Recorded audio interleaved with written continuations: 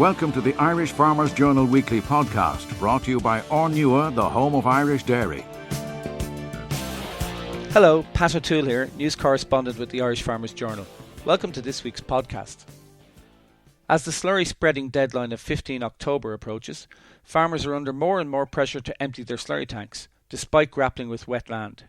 News editor Patrick Donoghue sat down with livestock specialists Darren Carty and Aidan Brennan to discuss the worsening situation. And he began by asking Darren what land is like for farmers in the west of the country.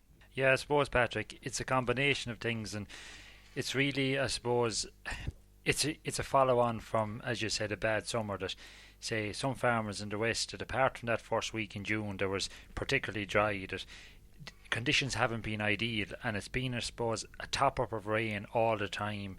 Land has been saturated for long periods, and farmers, I suppose, for a lot of the summer, they were thinking things are going to get better, they have to get better, and it went from a case of not being able to get slurry out at the first cut silage, then to maybe second cut being closed and not being able to, in cases there's still second cut left to cut, so and not being able to get slurry out after that. And in recent weeks it's been compounded by farmers trying to close up, or I suppose maybe target the dry area of the farms to keep livestock out grazing. But even with this, it hasn't worked in places, and farmers have housed in the last, I suppose, maybe 2 to 3 weeks, and it started off first, even we had reported in the Newfort farm in Athenry there, yeah. in Athenry, the farm that's run by Dawn Meats and Chagas, and we're involved in, and that, I suppose, for a lot of farmers, while they had their slurry out, it showed maybe what the constraints there was, that even on good land, that the volume of rain, if you had a lot of cattle out, it was making grazing very difficult. And then there was grass there, so it was hard to get in and get slurry out. But definitely in the last week to 10 days, talking to contractors, and I was at an agricultural show in Glenamada yesterday, and the main sort of thing from farmers was, will there be an extension that we value slurry, we value the environment, we're not going to go out and just spread this willy-nilly, but we need some movement now, that there's no point giving us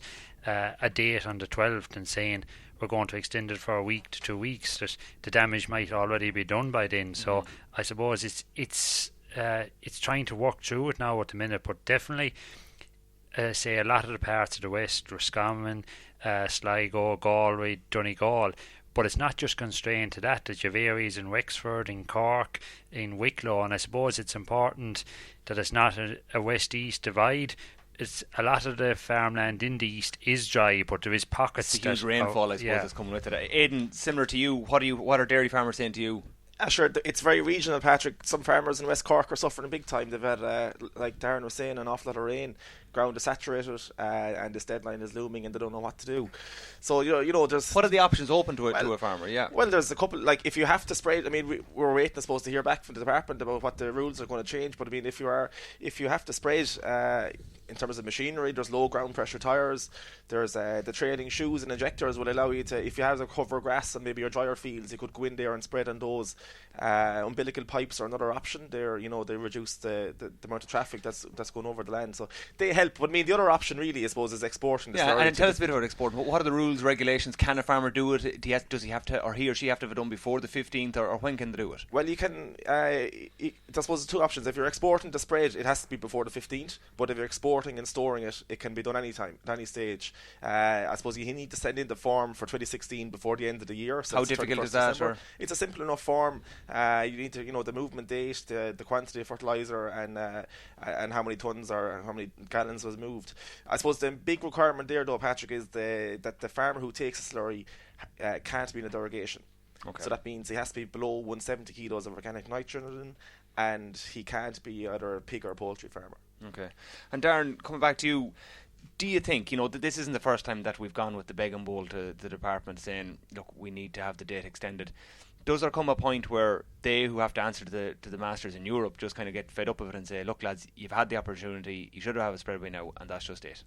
Yeah, like it's very easy, I suppose, to maybe take that line and to say it's been a long summer, it's been a long date since the slurry opened at the start of the year, but like farmers and everyone will agree, no one wants to go out and spread slurry or say get no value out of it.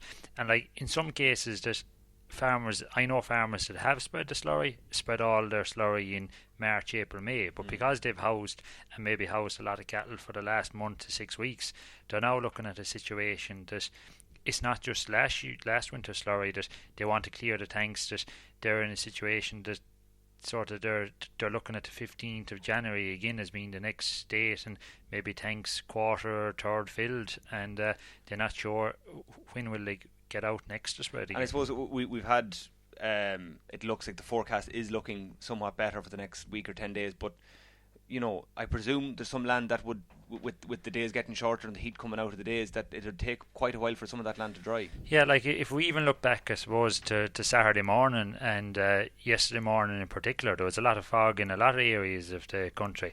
Like, that fog didn't blow off till 10 or 11 o'clock. It was getting dusk yesterday evening, 7:30, 8 o'clock. Temperatures didn't rise, while yesterday was a good day and today in parts is a good day. The temperatures hadn't risen for long enough to dry land, and also another factor is just the sheer wetness of land. That, like, Kieran Lennon, he's out with Joe Murray and the Better Farm programme in Roscommon, and he was sort of saying that Joe's only managing now to graze his weanlings, and even at that, some of the land you'd hardly walk on it, and that's a feature of land all along the western coast. Now, and there is a huge difference in land type. Fellas in some areas are able to go and they are able to get it out, but pockets of land is just saturated and it's hard to do anything. And Darren, before we came on air there, you were saying that it's not just farmers who are starting to get worried, it's the contractors as well who have to try and get it out. Yeah, because contractors are saying that they have, say, a number of farmers on their books. They're ringing them. They know they still have to put slurry out, and farmers are saying, well, can we wait another few days? And they're sort of now looking at, Ginny, even if there is no extension, that we're going to be under pressure to get this done and get it done before the deadline. They also don't want to, I suppose, maybe put pressure on farmers and go in and put it out where will cause damage. That, like, another thing, I suppose, maybe to take into account here is that if a farmer goes in now and his land gets damaged, it's going to affect right through next spring. Does it not? But does poached land just not recover itself? No. I always, I suppose, am amused a bit by maybe we read some reports and it says superficial damage, and that's perfect in an area where ground is dry, and ground does get dry in spring. But if you're in a situation where cattle poach land, there's a high rainfall, it's full of water all year, it's full of water till next spring, like all the Teagasc research carried out, and Nathan will probably know more from some of the dairy farms down south, that productivity on that land is impacted for a long time. So that is a consideration, especially in a year where if we are housing cows in October, you're now talking about your suckler cow costing 500 back up to 700, 800 euros.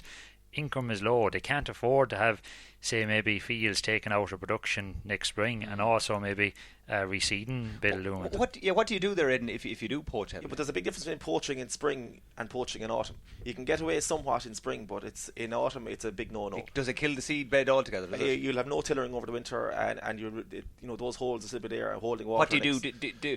Is the advice to somebody who's on particularly heavy ground? Should they pull them in? Should they leave them out for a while and maybe look about a damage recovery operation in the spring? So there's a couple of options that management steps need to take before poaching occurs. But as Darren says, in some situations there's no alternatives but to house, because no matter what you do, they're going to go down and sink. And don't be afraid to house, I suppose. Well, if you need to do it, but now you need to be doing the management first. So for me, that's 12-hour breaks, on-off grazing, and investing in infrastructure to get the access to all sections of the paddock. Finally, one word answer to finish this off. Do you think the Department of the Environment will extend the deadline? Hopeful. They'll have to do it. Lads, thanks very much. And there's more on this situation in this week's Irish Farmers Journal and on farmersjournal.ie. You're listening to the Irish Farmers Journal podcast, brought to you by Ornua, the home of Irish dairy. Adam Woods, suckler and beef editor with the Irish Farmers Journal, caught up with Allo Duffy, the chairman of Lakeland Dairies, at an IFA dairy income meeting on Monday night. Lakeland was the first co-op to increase milk price in July and again in August this year, and Adam began by asking Allo if it was going to be 3 in a row for Lakeland suppliers for September.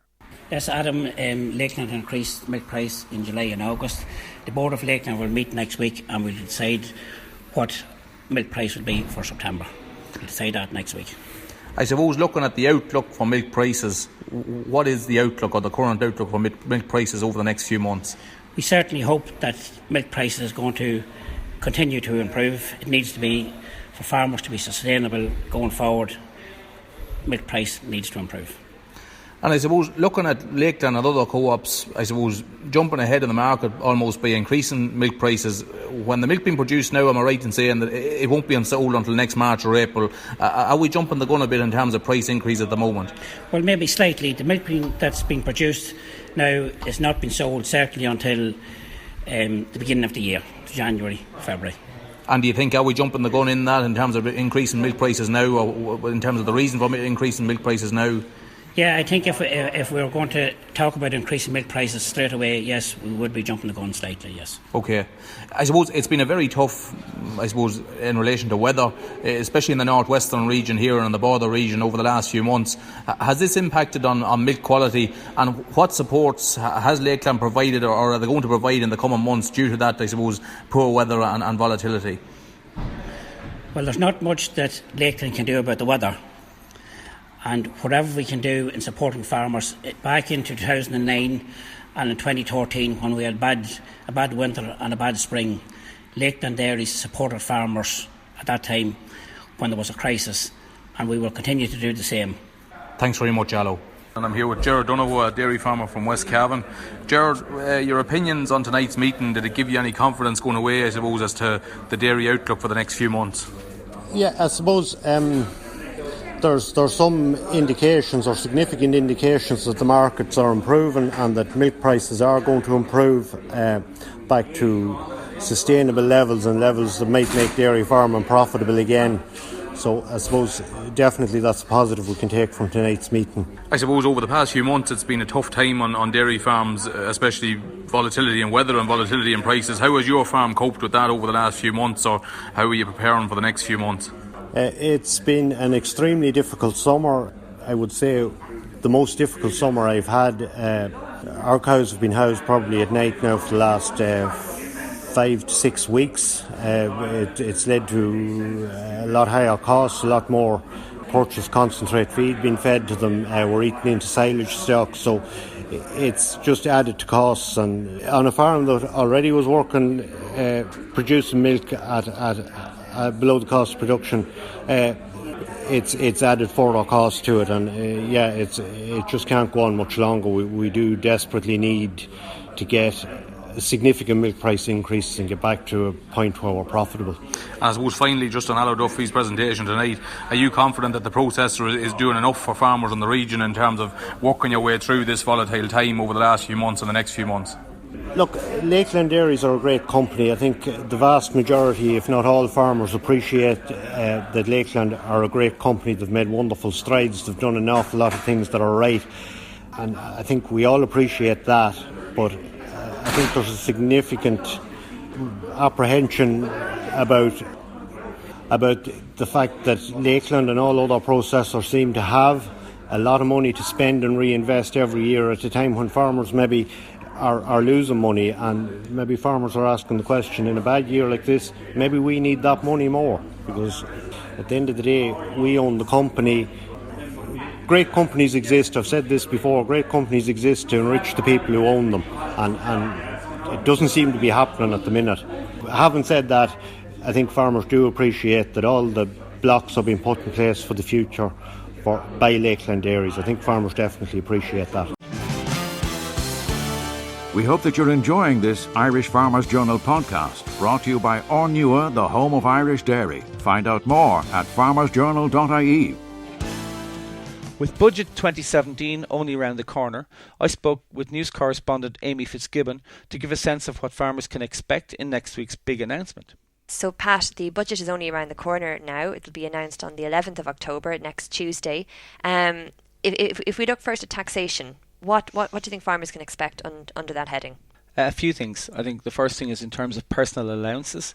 We know that there's an equalisation measure being worked through. Last year, for the first time, after many years of lobbying, over a decade, there was an equivalent put into the PAYE allowance, which is worth €1,650 a year. and a similar allowance is put in place for self-employed people who are sole traders, such as farmers. It was €550 last year, so that's 1/3. And it was envisaged that it would be a 3-year cycle to bring a full equivalence, 1,650.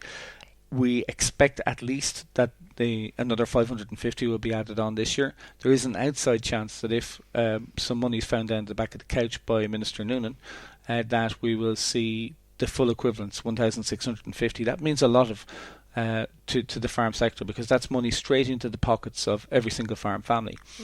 In terms of income volatility, I think that's the other big taxation measure. Volatility in prices, volatility in farm incomes is increasing all the time because of global markets. Global markets surge and they fall away. We're experiencing a trough in dairy prices for the last 15 months. We're experiencing a significant trough in grain prices for the last 3.5 years. These sectors are struggling as a result. If we look at, say, pigs and poultry, they have short periods of really good prices and quite long periods of poor prices. And in those sectors, farmers have to make money when things are good, make hay when the sun shines, is the old saying, and then that has to carry them through the troughs. Okay. And what's being proposed is that the money be taken out tax-free and put aside by farmers in good years. They can't spend it, but they can put it away and effectively save it as a rainy day fund, and then that can be drawn down and used and tax paid on in a bad year such as this one. Okay. The other thing that's being proposed is that there would be an extension of the current averaging system. So you can income average over 5 years rather than 3. Income averaging also, you could take a holiday from a bad year like this, where income plummets and taxable income in the year in question is much lower than the averaging would dictate, that you just pay the taxable income that's due. So there's quite a bit. Okay, and under the farm schemes, there was quite a bit promised in the programme for government this year.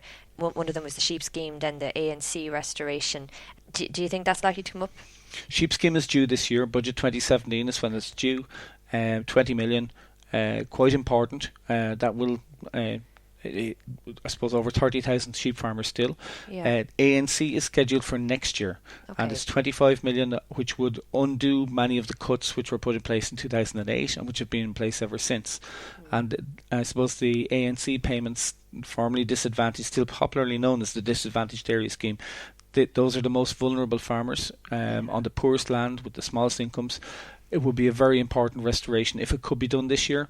It's something that's been pushed hard for, especially by independent TDs and Fianna Fáil backbenchers in the West. Hard to say it'll happen this year, but it will happen next year. Okay, but sheep scheme looks more it will happen. This it's year. guaranteed. Okay. Oh, okay. And then finally, Pat, is there anything else that farmers can afford to? I think apart from general measures, because farmers are taxpayers, and I think the big issue is the Fair Deal scheme. Okay. It is devastating for those families who are affected by it. Fair Deal scheme, as currently constituted, when you put a loved one into a nursing home and avail of the scheme, you are required to pay a proportion of your income, but farm assets, including land, are assessed as being part of what you pay income on, or what you pay a Fair Deal on. That is being redressed this year. We're not sure in what way, but we believe that it will be the income potential of the land that will be assessed rather than the land value itself. Okay. Well, we'll be covering the budget live on farmersjournal.ie on Tuesday, so do tune in for our live blog on that day. Thank you very much, Pat. The Irish Farmers Journal Weekly Podcast, brought to you by Ornua, the home of Irish dairy. The wet weather is not only causing slurry difficulties, it is also causing harvest havoc for farmers in the south, west and southwest, with many hectares still to be cut. Patrick Donoghue spoke to tillage editor Andy Doyle to find out more. Andy, as we said in our intro there, the harvest continues for a lot of people. We're now into October. September has ended and there's still quite a few hectares still to be cut. Yeah, thankfully it's kind of been whittled down bit by bit as we go. The actual acres to be cut are getting scarce, but unfortunately, the grain that's come off them has been significantly damaged by all of the adverse weather that's hit them, and that gives rise to a whole new set of problems, the difficulty of handling it, the difficulty of knowing what to do with it, etc.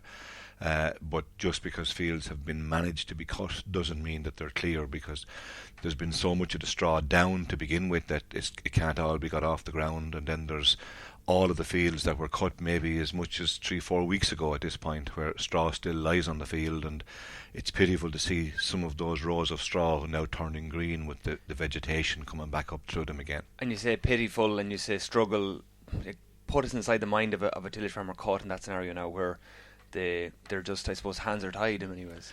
Well, look, it's kind of as simple as this. If you're a spring cereal grower, you're after spending the bones of 400 to 500 euro on every acre that you own to try and grow it. You're probably spending the bones of 200 euro to access rented land after that. And all of that cost and expenditure literally was evaporating or dissolving in front of people's eyes over the last number of months. People left with the scenario where there is no money going to come in, or no money of consequences coming in. Is this purely is the income for a lot of these farmers purely single farm payment, this, or basic payment? Oh well, but the single farm payment won't go close to covering the cost that's there if there's no other sources of income. That'll equate to 100, 150 an acre, and we've spent between 400 and 500. And that leaves a very negative gap in terms of trying to restart again. I mean, almost everywhere in the country at the moment there's considerable apathy about going out again, and perhaps it's pitiful, but perhaps at least it's indicative of the fact that people are beginning to think about what's going on around them. And as I would continuously say, there's not a lot of point in just continuing to keep the pile that's affecting the market piled higher by producing grain at negative margin to do that, because you just keep beating yourself. And the challenge for everybody is to see, where will you stand the chance of making a few bob, what choice of crop, what choice of field, etc., and to make those sensible decisions as we go forward. Two questions, Annie. One, how bad is this year for, again, isolated, but how bad is this year in your many years of reporting and working in the sector? And two, what is the advice that you're given to those affected by it? How do they, say, as you say, turn a book on such a year? Patrick, the year gone out, it's history at this stage. It's a bad year because we've endured lower prices against a background of ever escalating costs. It's the costs that are the problem. I mean, a number of years ago, back in 2009, the price many people received off the combine was close enough on 90 euro a tonne. This year we'll be hoping for somewhere in the order of 125 plus. But while the price seems higher, the cost escalation along with average yields mean that there are very few people that can actually break even on single farm payment. And then for those that are badly caught by the weather, well, we've explained their situation. It's entirely negative.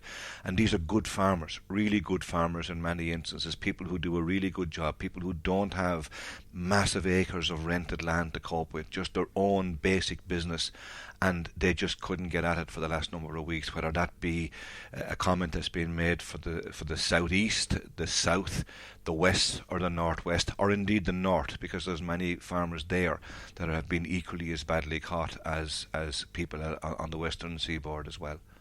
And we've seen, I suppose, and coming to the end, we've seen a lot of political will, both in Ireland and from our representatives in Brussels, MEPs coming onto farms.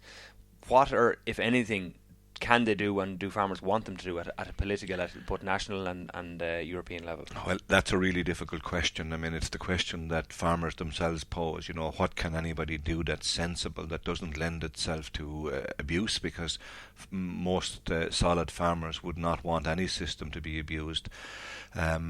We live with the consequences of low prices, whether we like it or not. They are the things that the market is real. If prices dip, we unfortunately have to live with that consequence going forward. But for the people that have had virtually no income and can't have virtually any income, they're still good farmers. They need some bit of a help, whether it's going to be access to credit or some kind of a scheme that gives the basic raw materials to start again, so that people can kind of keep the show on the road. Perfect, Andy. Thanks very much. And you can read more about the harvest in this week's Irish Farmers Journal and on farmersjournal.ie, where this Thursday you'll be able to follow the report from the first tillage forum. You're listening to the Irish Farmers Journal podcast, brought to you by Ornua, the home of Irish dairy. Last week, our market specialist, Phelim O'Neill, was in Brussels. There, he met Mairead McGuinness, MEP and Vice President of the European Parliament, and IFA President Joe Healy, following a debate on unfair trading practices. Phelim began by asking Mairead, rapporteur for a report on unfair competition, how she had gone about drumming up support for tackling this issue.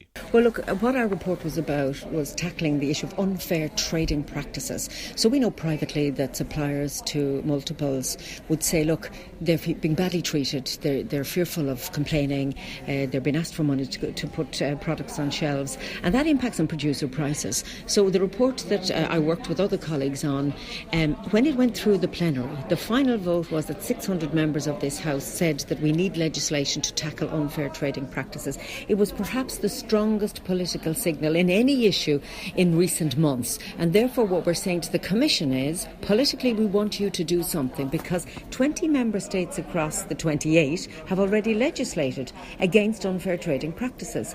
But if you're looking at a cross-border situation or a single market, we don't want a hodgepodge of 20 different pieces of legislation. We want a European framework or legislation. Now, can it be delivered? And I think that's the challenge for Commissioner Hogan and Commissioner Bienkowska. Can they deliver on the mandate that the Parliament has given them? It doesn't seem to be a priority for the Commission, because the President didn't mention it in his State of the Union address. Well, he didn't ignore it either. He did reference farmers, perhaps one of the only sectors that he specifically said that we would not ignore, that the issues of farming and fair pricing was important from a Commission point of view. So I think we have to take value out of some of the positives. We wish he'd said more, but at least he acknowledged that there is an issue for farming. We know that Commissioner Hogan is committed to this.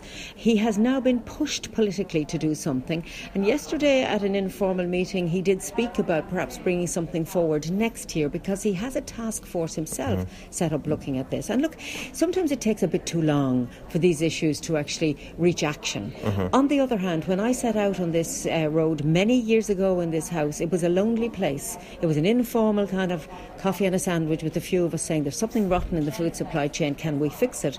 To today, where we have, the UK adjudicator, the Ombudswoman in the UK talking to us about practical application, where we have the Belgium experience, where we have colleagues gathered in this big room, all committed to action.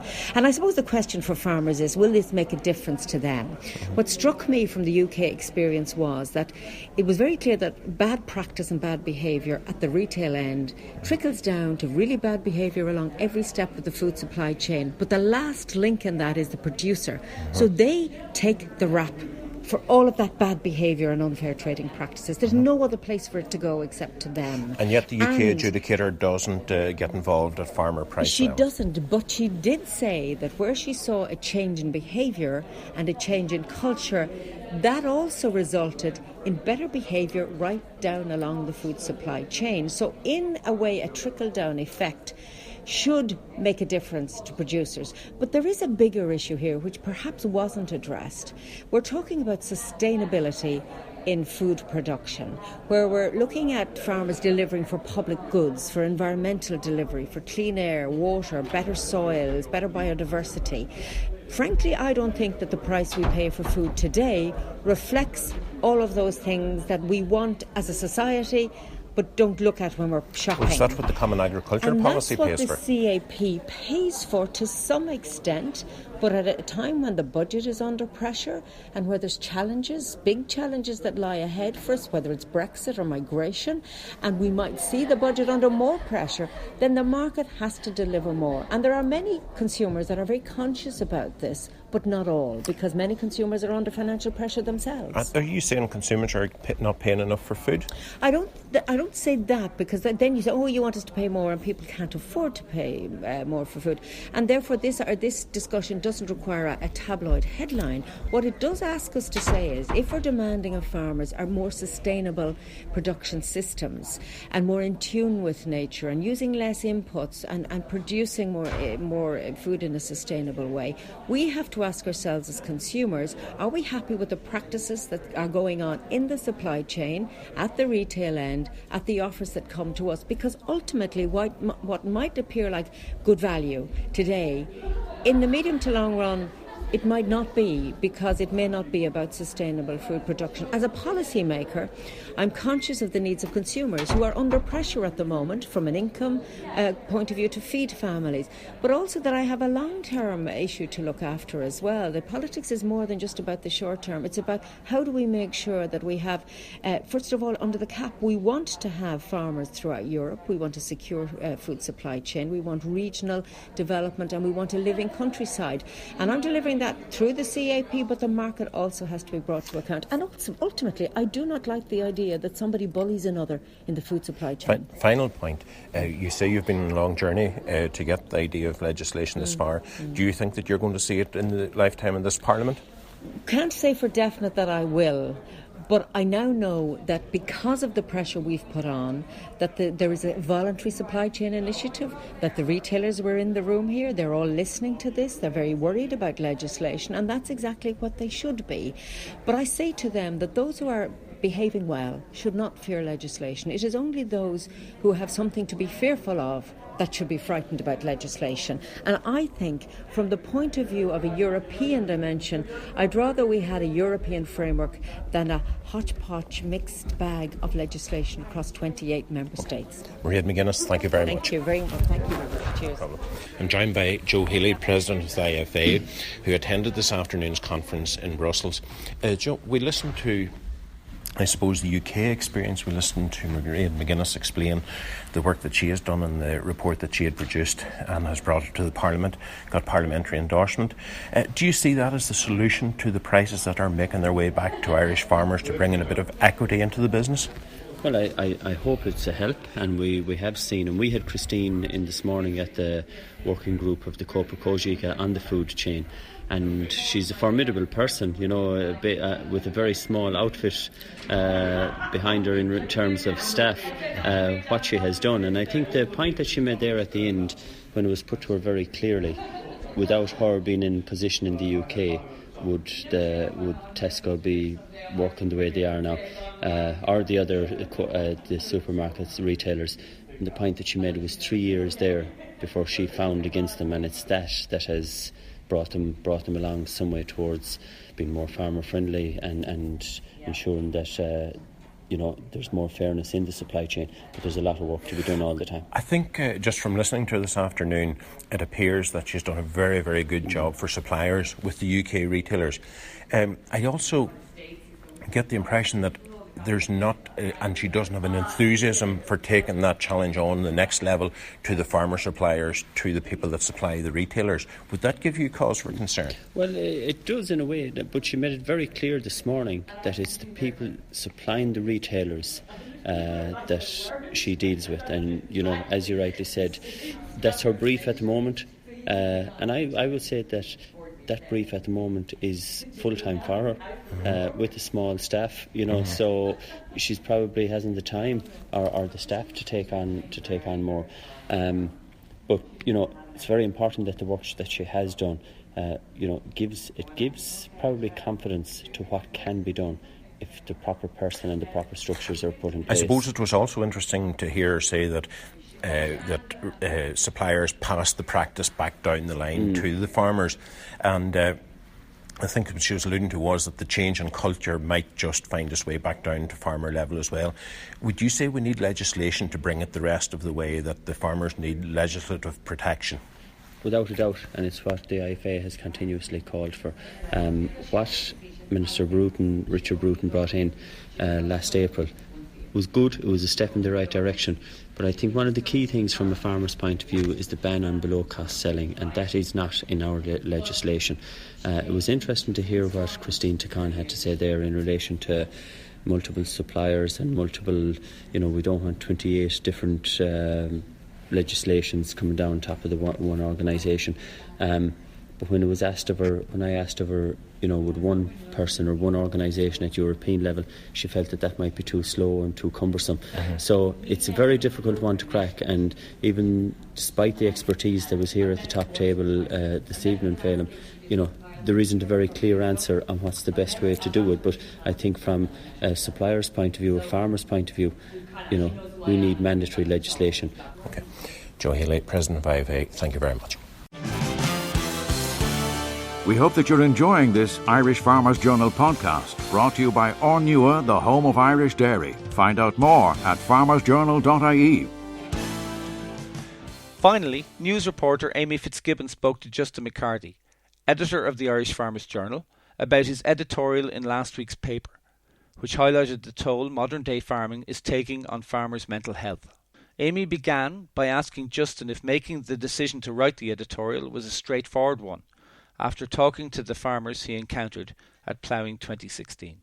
I suppose, Amy, it really started to crystallise itself driving home from the ploughing on Thursday night and just realising the challenge that a lot of farmers were under, and the level of isolation that farmers feel. And one thing that really struck me, having grown up on a family farm where I suppose the decisions were made in tandem with my mum and dad, what was very clear was there was a lot of farmers that were carrying a lot of this burden on their own, in that family farm structure, the need for a second income, had really piled a lot of pressure on individuals' shoulders, and that's very difficult in any business.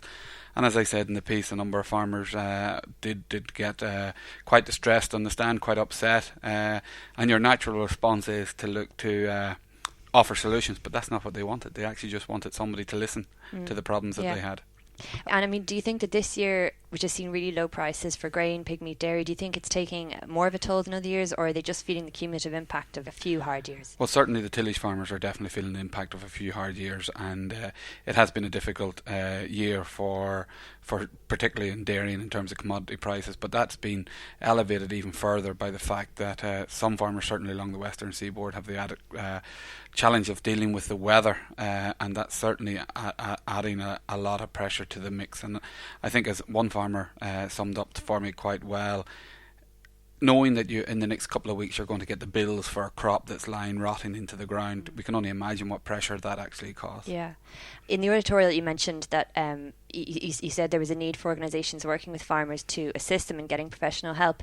How likely do you think it is that the likes of Teagasc or the Department of Agriculture, would ensure their staff have that sort of training in the future? I think it's very important, and it's not to say that there's not a level of sympathy out there, but we have to realise just the consequences and the impact that, for example, a letter can have that you're going to get an inspection or that your payment has been held up. One, that represents a huge part of the income, but the uncertainty that it brings with it as well. And maybe we just need to review how we're engaging. Okay, there has to be a level of compliance and there has to be disease restrictions on X, Y and Z. But I suppose we all have to be cognizant of the fact that when that letter is opened, or when that car drives down the lane after having left that news, that farmer is left standing there dealing with the consequences of it. And there really does need to be the proper support network and the proper level of engagement to make sure that, okay, it's not only in the case of a TB how many animals you need to remove and what restrictions, but what you need to do for yourself as well. And there is a human element to it as well. Very much a human element. And farming is a well-used phrase, a labour of love, but certainly all livestock farmers out there will be well familiar with the fact that to be asked to slaughter young cows or to send young cows, dispose of young cows that have TB at a young age, 2 or 3 months, it's just not in farmers' DNA. And even the emotional stress, and I encountered this over the 3 days at the ploughing, the emotional stress that can have long after the event on farmers is very telling. And we know from the results of a major study carried out last year that farmers are more reluctant to discuss their personal problems than people living in the city. So, I mean, do you think the stigma associated with feeling low among the farming community is slowly being erased, or have we still got a way to go? That's certainly, I suppose, the silver lining in what was probably quite a grey cloud, in that these farmers did feel able to come in and actually talk. And I do think mental health is now seen as a condition that impacts maybe more farmers than we would like to think, and is a condition that is treatable. It's a condition that people can get over and move on. But first and foremost is recognising the condition and then seeking the appropriate treatment. And that may be just sitting down with somebody and talking. And I would hope that the fact that the few farmers that I managed to engage with at the ploughing, that even getting it off their shoulder and somebody listening to their problems actually helped. And I think that probably is the key piece of advice that we would give, albeit at probably quite a shallow level, would be, if you have a problem out there, don't keep it. Talk to your neighbouring farmer, talk to someone about it, and then see what the best course of action is. Okay, and obviously it's very important that we keep highlighting this problem in the media. It's a very important medium for that. It certainly is, and I think that's something in the Farmers Journal we'll be looking at to see what responsibility we have and how we can do more, and provide I suppose a platform for people to engage on these issues. Okay, well, of course we'll keep highlighting this issue in both the paper and in our weekly magazine, Irish Country Living. So thank you very much, Justin. Thank you. The Irish Farmers Journal podcast, online at farmersjournal.ie, on the Irish Farmers Journal app and on iTunes every Thursday. Brought to you by Ornua, the home of Irish dairy.